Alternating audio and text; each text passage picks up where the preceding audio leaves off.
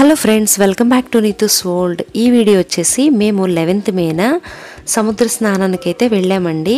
మా నాన్న death ceremony అయిపోయిన తర్వాత మా అమ్మ శివాలయంలో ఒక నిద్ర చేయాలన్నమాట.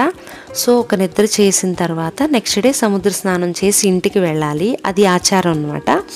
సో ఆవిడ్ని ముందు రోజు నైట్ దించేసి నెక్స్ట్ డే పిక్ చేసుకోవడానికి అని చెప్పేసి వెళ్దాం అనుకున్నాం, నేను మా హస్బెండ్.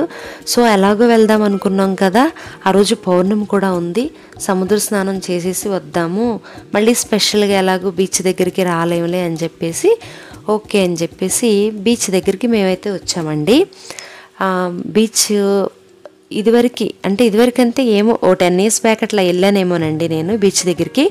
అప్పుడు మరీ ఇంత ఇదిగా అనిపించలేదు, కానీ ఈసారి చూస్తే మాత్రం బీచ్లో వాటర్ అన్నీ కూడా చాలా బ్లాక్గా ఉన్నాయండి.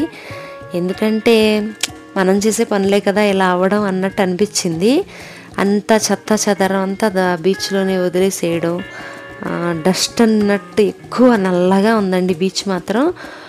జనరల్గా వాటర్ అంటే ఎక్కువ ఇష్టపడతానండి, ఎక్కువసేపు ఉండడానికి, కానీ వాటర్ ఫాల్స్ అట్లాంటివి అంటే నాకు బాగా ఇష్టం అనమాట. కానీ బీచ్లోకి వెళ్ళాలంటే భయం వేసింది.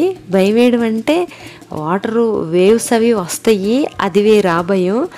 ఇక్కడ చూస్తే ఇంత నల్లగా ఉంది ఏంటి బీచ్ అన్నట్టు అనిపించేసింది అనమాట. నీట్గా అయితే లేదు. టూరిజం డిపార్ట్మెంట్ వాళ్ళు మంచిగా డెవలప్ చేస్తే బాగుంటుందండి. ఆంధ్రాలో బీచ్కి అట్లా దగ్గరలో ఉంటుందన్నమాట. సో నా ఒపీనియన్ నేను చెప్పానండి. మీకు గనక వీడియో నచ్చినట్టయితే, ఆ రోజు పౌర్ణమి కదా, మూన్ సూపర్గా ఉంది కదా, లైక్